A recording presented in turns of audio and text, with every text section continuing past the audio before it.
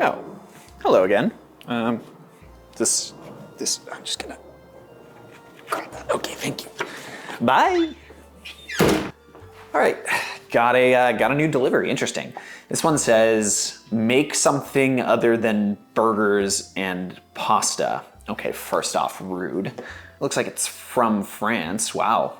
You know, the first thing I ever really remember cooking was a coq au vin. So I think I'll try to make that. I grew up in what I call the golden era of Food Network, and there's an episode of Good Eats back from like 2005 where Alton Brown makes it. For some reason, I thought it'd be a good idea to try that as an 11-year-old, but the recipe was a little bit too much for me to handle. The chicken itself was dyed purple from the wine, and I never cooked the sauce down, so it just stayed this like bright purple. Pretty gross to eat, if I'm honest. I went back this week and reread that recipe, and it calls for 2 whole bottles of Pinot Noir. That's a ton of wine for a recipe like this. No wonder why my family calls that dish purple chicken. I'm gonna show you my own version of the tasty coq au vin. It's rich, it's flavorful, and it's gonna be much more streamlined than the recipe I tried to make when I was 11. It's time to redeem my 11-year-old self.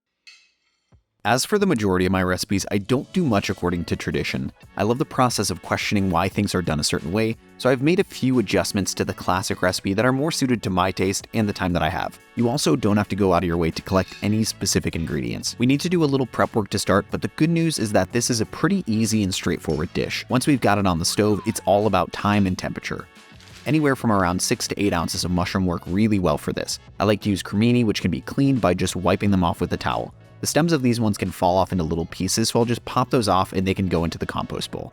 Once cleaned and destemmed, these can be cut into quarters. Any smaller and they'll just disappear in the sauce. If you're a mushroom hater, I've got a video that may help you appreciate the rich, deep flavor that they can bring. I love to think about being 11 years old and trying to tackle all this prep. I know my parents helped me with it for sure, but even they couldn't keep me from dyeing the chicken purple in the process. I'm not sure why I thought this was the right recipe to try. Pearl onions are a classic for this, but I never really loved them and they can be hard to find and prepare. Also, the onion flavor can easily be replaced by adding some shallot. It won't be the exact same, but it's pretty close. I've got a massive shallot here, but feel free to use a smaller one. While I'm here, I'll also mince 2 cloves of garlic.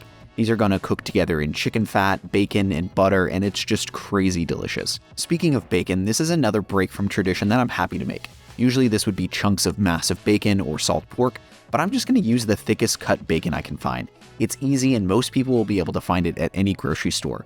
Sure, they won't be as thick and chewy as the original recipe, but I think it works just fine. Cut the 3 strips of bacon into large pieces and set those aside. One of the beautiful things about dishes like these is that they're pretty flexible and often made with what's available to the cook. Don't be afraid to break away from a recipe if you feel like it's not going to fit your taste. Another classic technique is to marinate the chicken in wine, but why? We're braising this later, so it's going to soak up a ton of wine flavor in the end. No marinade for me, it's too much time for not that much of a payoff. The first time I made this, Megan Kay and I both agreed that the dish needed some brightness to cut through the deep, rich fattiness, so a lemony, crunchy topping is really, really nice. For this, we'll use chicken skin, lemon zest, and parsley, but all of that's going to be prepped right at the end before plating. For that though, we need chicken skin, so 2 birds with 1 stone here. We can take 1 package of bone-in, skin-on chicken thigh, debone it ourselves, and then remove the skin. That gives us the meat we need for the dish, the skin for the topping, and bones to save for an eventual stock. To debone them, simply make a cut along both sides of the single bone running in the thigh. Once the bone is slightly sticking out from the cuts, slide your knife under the bone with the blade pointing away from you. Cut the bone out from one side and then do the same with the other. The bone has been removed, but always check with your fingers to make sure that there are no bone fragments or tendons left where the bone was sitting. Removing the skin itself is pretty easy. Simply just pull it away with your hand. If any skin is still stuck to the meat, you can use your knife to cut it off. It's a good idea to clean off any extra fat or meat left attached to the skin. We'll be putting the skin in a hot oven to form some crispy chips, so place them on a sheet tray. Once all your chicken's been deboned and deskinned, season the meat with salt and pepper, and season the skin with just a light sprinkle of salt. To keep the skin from curling up in the oven, place a piece of parchment on top and then layer another sheet tray on. The weight of the tray is enough to hold it down. Our last bit of prep is all measuring liquids. We need a splash of cognac or brandy, and instead of just throwing in a little, I decided to measure it for you.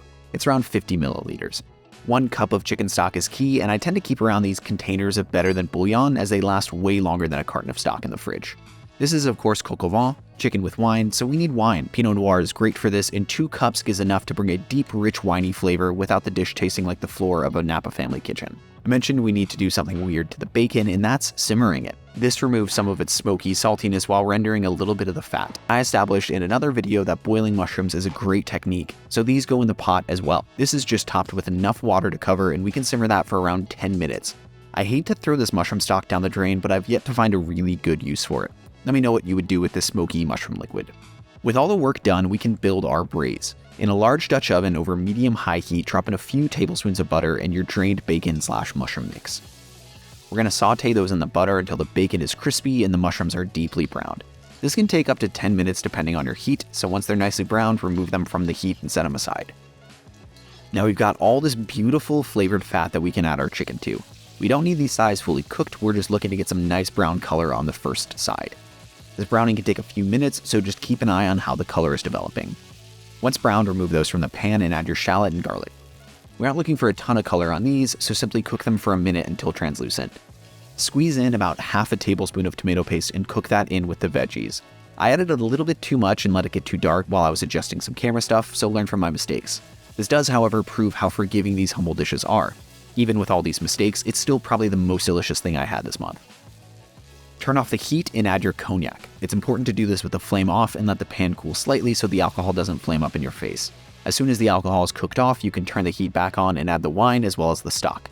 You may be wondering why the wine doesn't run the risk of lighting on fire, and it's simply because the alcohol content isn't high enough for that. You're safe to add wine or beer over a flame, but be careful to do that with any liquor. When this comes up to a simmer, season this with pepper, a few thyme leaves, and a couple shakes of an herb mix if you've got it. This is herbes de Provence, but if you've got an Italian herb, I won't tell. Add your chicken to the pot along with any juices that have accumulated on the plate. This needs to come up to a full simmer, but once it does, you can lower the heat and put the lid on. This will cook covered for around 30 minutes. Thighs are really nice because they're pretty forgiving and they get more tender as you cook, so you don't have to worry about perfect timing here. While this cooks, place your chicken skin in a 450-degree oven for 10 minutes. This actually took me probably like 15 minutes or so keep an eye on them after the 10-minute mark. I managed to lose one of these chicken skins because my tongue got twisted, and I'm very sad about it. It's okay though, we've got two, which is just enough for what we need. Use the braising time to clean up, or prepare any sides you'd like with this. In the past, I've made mashed potatoes, I've made roasted broccolini, but tonight I'm just going to keep it easy with a little crunchy bread.